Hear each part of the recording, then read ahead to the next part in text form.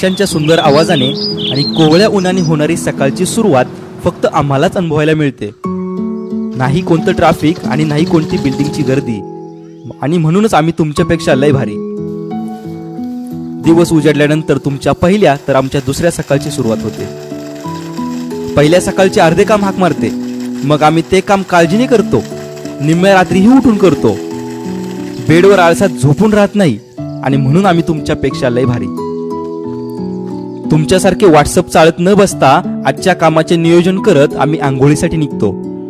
Mummy towel दे अशी हाक आम्ही आईला ऐकूच देत नाही.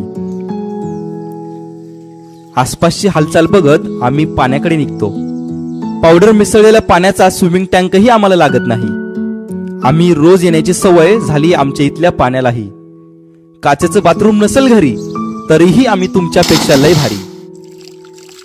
सूर्यदेवाला नमस्कार करून होते आमच्या दिवसाची सुरुवात.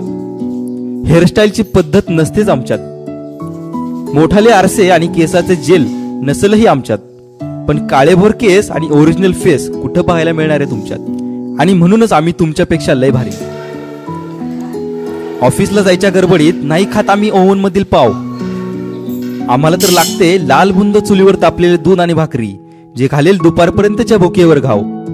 नसेल काचेचा किचन आमच्या घरी तरी पण आम्ही तुमच्यापेक्षा लय भारी. फक्त स्वतःच्या पोटाची खळगी भरून चालत नाही, आम्ही घालतो चारा आमच्या जनावरांनाही. तुमच्या टॉमीच्या बिस्किटापेक्षा आमच्या जनावरांसाठी केलेला चाराच लय भारी.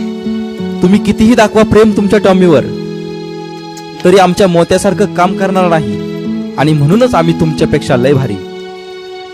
तेवढं झालं की निघतो आम्ही आमच्या कामासाठी. तुमच्याकडे असतेच की ट्रॅफिक, पण आमच्याकडेही कुठे असतात रस्ते धड. पण आम्ही नाही करत तुमच्यासारखी तक्रार आणि बडबड.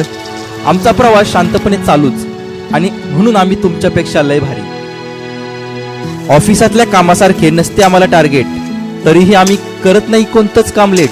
आमची सगळीच कामं असतात थेट. खरं तर आमच्यासारखं कामच कोणी करत नाही, पण ते मान्य करणे इतकं धाडसही तुमच्याकडे नाही.